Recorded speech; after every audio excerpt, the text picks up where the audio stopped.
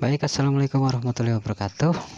Ini kita akan membaca dari PowerPoint dengan judul terapi komplementer dan alternatif, pendekatan holistik dan perawatan kesehatan oleh AI Laila Kurnias, Eskep, Beden MKM, KAN, CI dan CA. Secara definisi, terapi komplementer itu digunakan bersamaan dengan terapi medis atau konvensional. Contohnya, akupuntur untuk mengurangi nyeri pasca operasi. Kemudian terapi alternatif itu secara definisi adalah menggantikan terapi medis konvensional sepenuhnya. Contoh, penggunaan herbal untuk menyembuhkan penyakit kronis. Jadi kalau alternatif itu sepenuhnya medis, itu dibuang konvensionalnya. Tapi kalau komplementer itu adalah medis konvensional, ya, digabungkan secara bersama dengan terapi herbalnya. Contohnya akupuntur untuk mengurangi rasa nyeri pasca operasi. Operasinya pakai medis, menghilangkan rasa nyerinya. Selanjutnya pakai alternatif. Jadi ada perbedaannya seperti itu. Kalau komplementer itu perbedaannya adalah melengkapi pengobatan medis dan meningkatkan kualitas hidup. Kalau alternatif mengobati atau menggantikan pengobatan medis sepenuhnya, kurang lebih seperti itu. Contoh perbedaannya, salah satu contohnya ini ya, aromaterapi lavender dan kayu manis untuk mengurangi rasa nyeri menstruasi komplementer. Jadi terus PRS herbal sebagai pengobatan utama.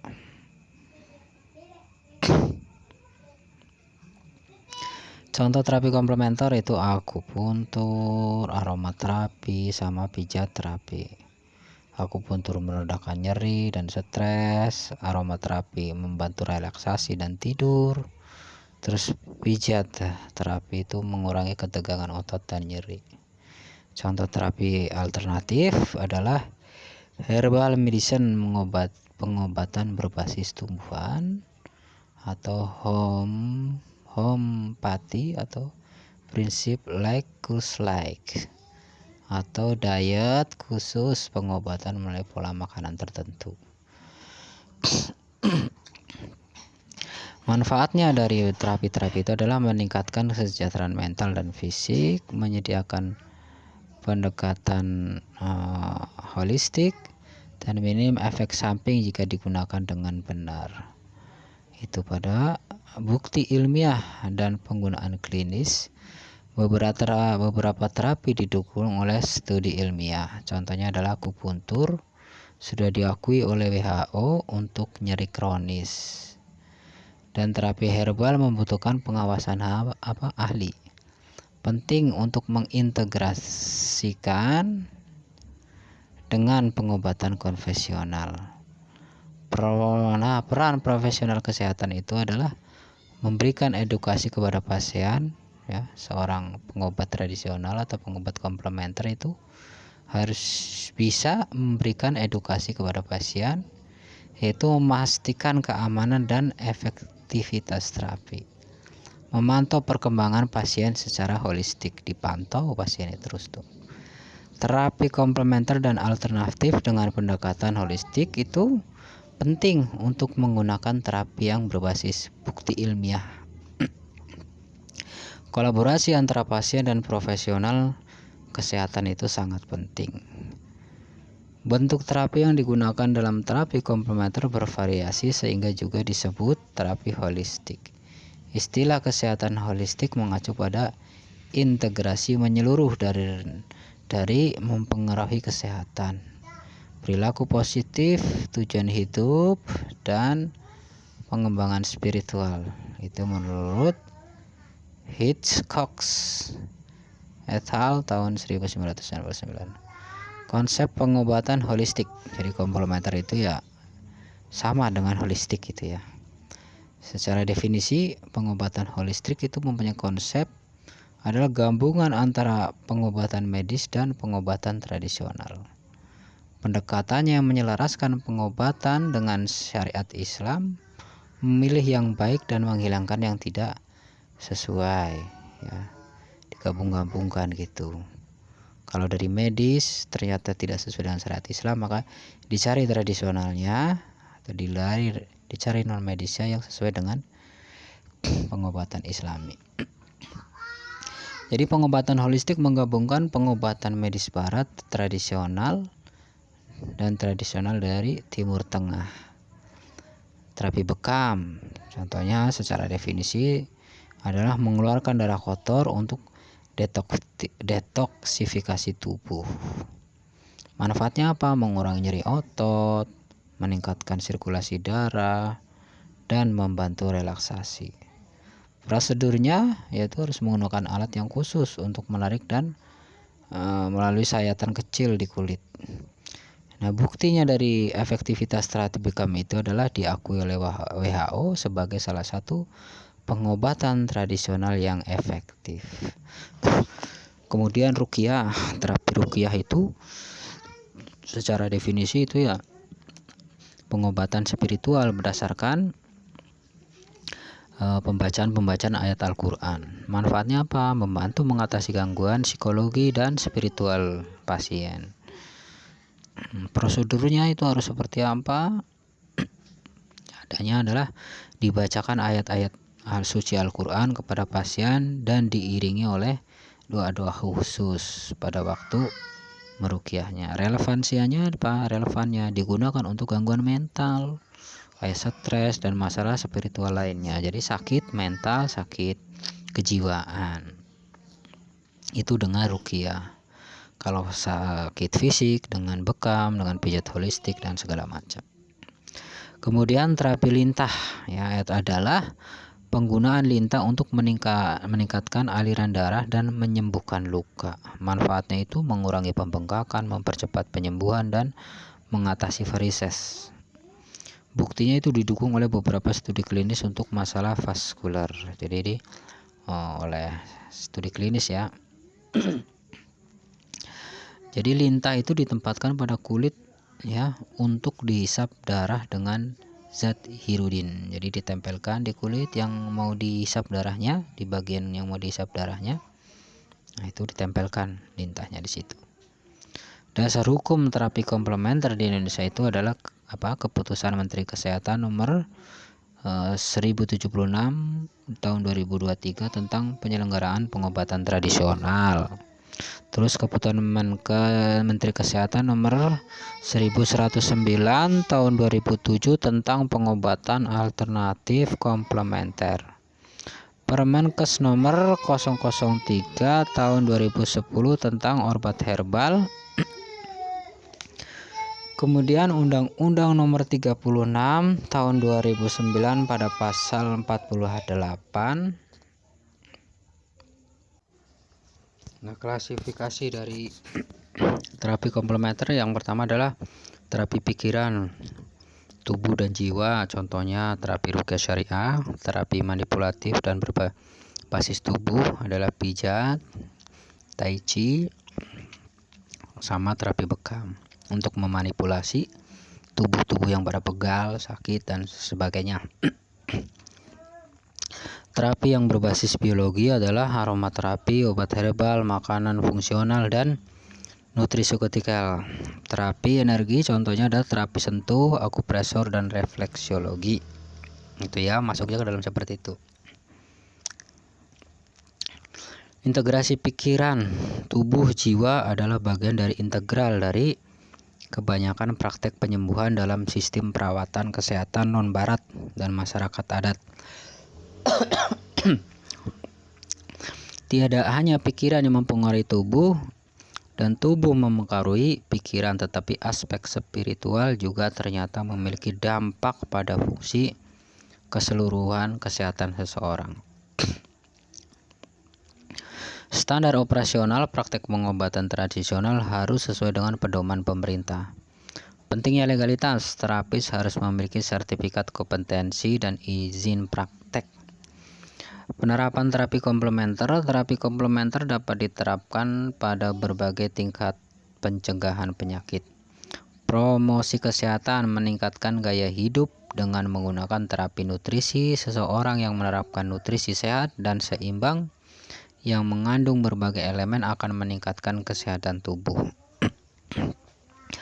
Pencegahan penyakit meningkatkan suplai oksigen, perubahan vaskular dan termal, mempengaruhi aktivitas gastrointestinal dan mengurangi kecemasan. Rehabilitasi pasien kanker pulih lebih cepat dan merasakan lebih sedikit nyeri dengan meditasi dan citra visual. Medicineless terapi itu terapi lintah secara medis. Terapi lintah medis merupakan metode pengobatan tradisional yang menggunakan lintah untuk mengatasi berbagai gangguan kesehatan. Lintah yang digunakan adalah lintah medis khusus yang telah diakui secara ilmiah. Metode ini efektif dalam meningkatkan sirkulasi darah, mengurangi peradangan, dan mempercepat penyembuhan luka. Spesies lintahnya adalah Hirudo medicinalis dan Hirudo verbana. Itu seperti ini gambarnya Hirudonya tuh. Nah, itu kayak gini.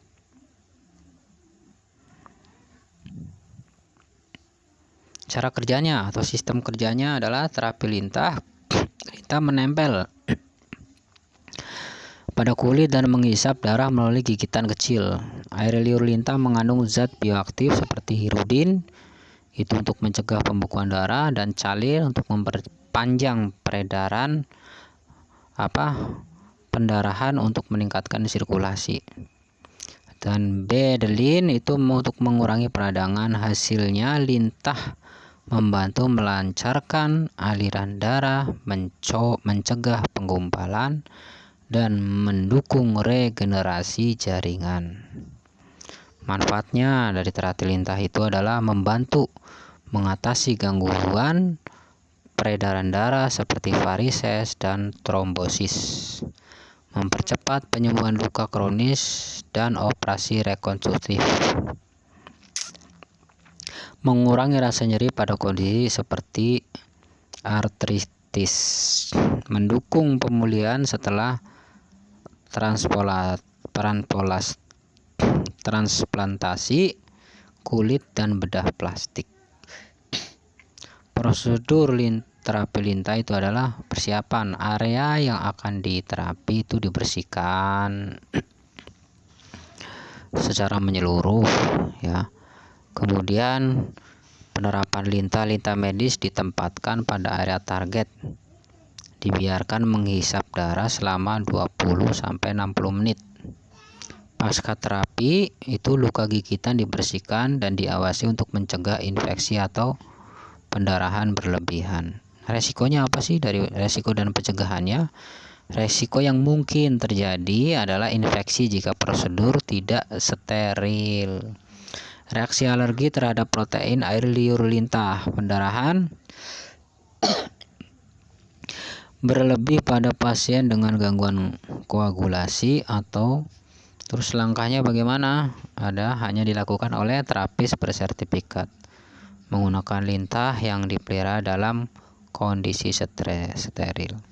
Nah, pada aplikasi medis modern itu digunakan terapi lintah itu pada bedah plastik untuk mencegah kemacetan vena pada transplantasi jaringan, terus untuk mengobati diabetes, kemudian membantu menyembuhkan ulkus diabetik,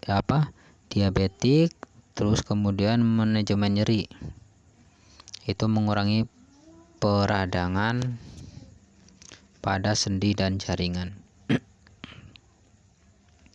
Jadi jumlah spesies lintah dari sekitar 600 spesies lintah itu hanya 15 spesies yang diketahui memiliki manfaat untuk pengobatan. Spesies ini ya tentunya dipilih berdasarkan kemampuan biologis dan keamanan penggunaan terapi medis. Spesies utama dalam terapi lintah itu adalah yaitu tadi Hirudo medicinalis sama Hirudo verbana.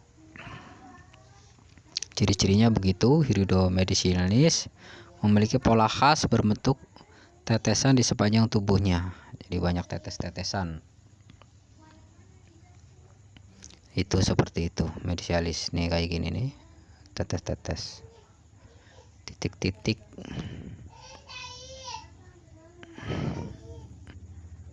Kalau ciri Hirudo verbana itu memiliki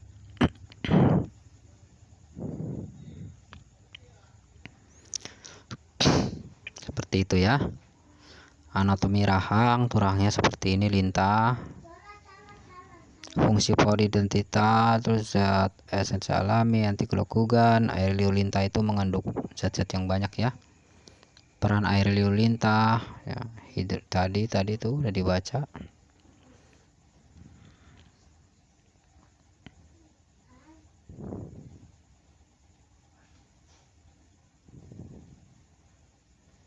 Ini anatominya, kerja mulut lintah seperti itu.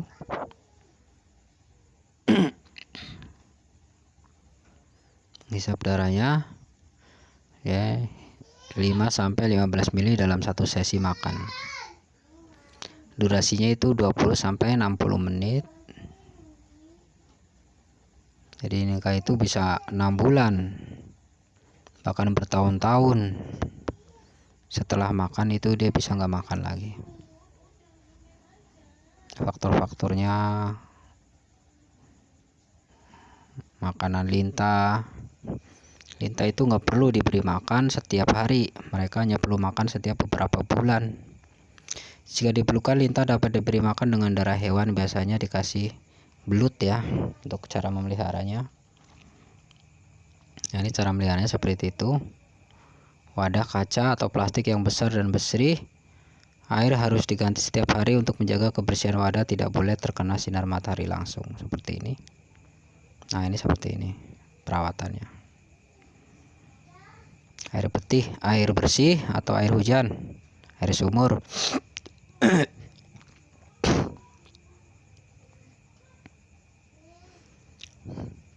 Awal tindakan dilakukan dalam terapi lintah. Yang pertama adalah pastikan pasien mengalami prosedur terapi dan manfaatnya. Tahu mau diterapi lintah, terus tahu manfaatnya.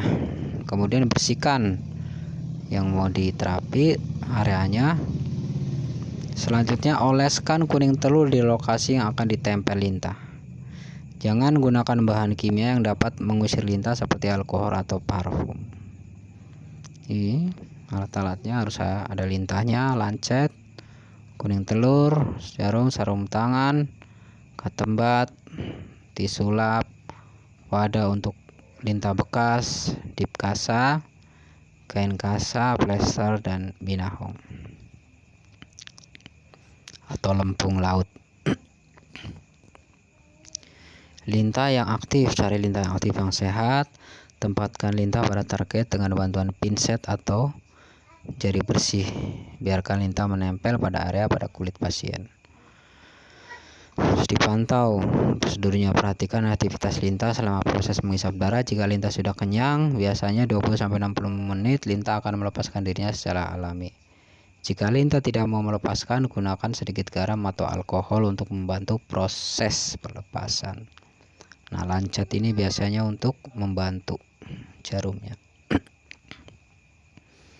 Bersihkan luka gigitan dengan antiseptik dan disterilkan untuk mencegah infeksi. Diperhatikan pendarahannya apakah terus atau tidak. Kemudian setelah dipakai lintah itu harus dimatikan ya, supaya tidak menyebar penyakitnya kepada pasien. Itu secara dimusnahkan dengan larutan alkohol atau garam.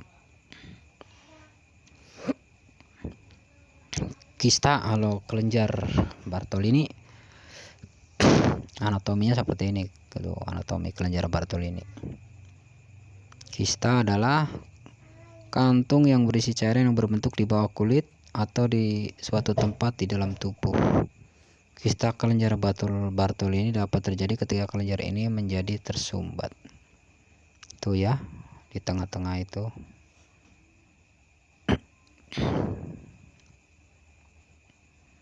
treatmentnya seperti ini.